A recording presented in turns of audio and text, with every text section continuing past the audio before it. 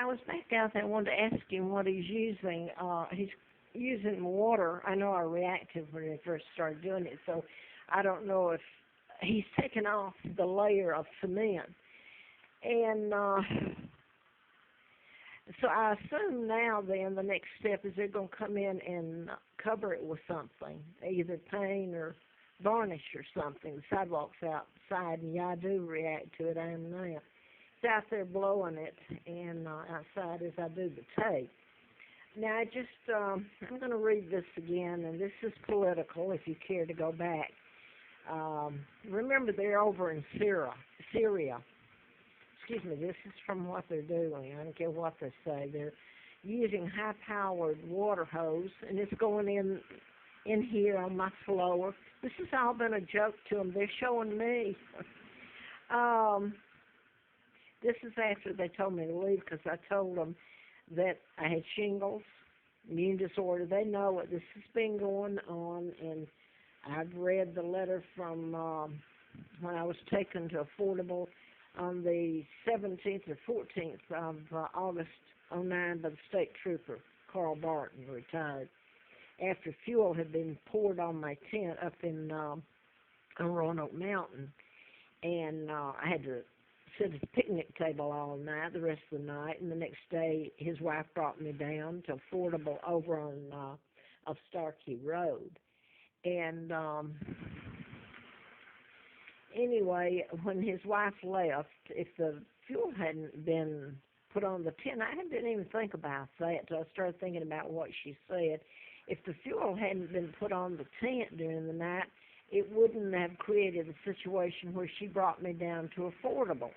Before she left there, she said to me, this is how we move you with chemicals. Now my voice is changing. But, so I stayed there 17 months. And by the way, she said, that's him out there. It's come inside under the door and everything, the cement, and he's taken up, whatever it is. Then they have to come in and redo it. So I'll be gone out of their way, maybe, I hope. Anyway, they'd say this is normal. It's annual. It has nothing to do with me. But I want to read this because I've got shingles, and if I'm being redundant, well, maybe you'll bear with me, because this is because of the politics, and they've used my illness on me. I wrote about mind control murders, I didn't write about this, but the Virginia Tech, that was mind control done in patterns. In '07, that mass. So I've done nothing wrong. It's who I am, my kidnapping, and what's been done to me. And you talk about harassment, that's not it. They've done things that have taken my body out. Now this is crafted, and I didn't get to finish it before. Maybe I will now. I asked them when I moved in here on the 3rd of April, and then I developed the shingles on the 9th, and had to go to the doctor and was put on medication. Shingles can cause nerve damage and all that too, but the doctor told me that it was due to stress because my immune system was already so low and depleted from being around chemicals where I'd stayed prior for 14 months, by the way. And it's tearing my liver, my body, my kidneys up. So now then, it makes me do that, start skipping. You'd think I had Alzheimer's or something. He's still out there, coming under the door. You can't see it, no need. Anyway, she came to the door. I told her I had the shingles, and they demand to come in. And Beth, the maid, got on the floor. Well, this is every time they come in once a week that they demand. Anyway, let me just make it short. They use chemicals that are killing me. It's not what they would put in a normal room at all. But hey, I can't get an attorney. How can I prove it? And you start talking about conspiracies. Well, they can go out and, since the laws help them do it, you see what they can do to me. So here, I'm going to finish this, and he's outside with that, and I told them I would buy non-allergenic if they would use that because I couldn't get well inhaling the fumes that they're bringing in with the supplies. And with this what's going on outside my door with what he's doing. I mean, it's not funny at all. But, wow. Anyway, I'm going to try to, it starts getting to my memory too, and try to finish this and put it away. They got me back in this little studio. I can't go out the front door. They got me wet. I opened the door to try to ask him what they were doing, and that's a big joke, really. But anyway, I'm going to try to read this and quit. This is crafted. I've never told the exterminator they couldn't come in. I've tried to put this on another tape. I don't know if it went. But anyway, she came in last Tuesday and told me, she's saving her job, by the way. That's my lungs there. Per our conversation, you stated the cleaning supplies we use were detrimental to your health. Well, yeah, they're not normal supplies. I can't accuse her. Wouldn't do me any good. And could cause life-threatening situation because you have an immune deficiency. We are unable to comply with your request to change the supplies we use, forego the monthly exterminating, and not clean the carpet and upholstery when scheduled.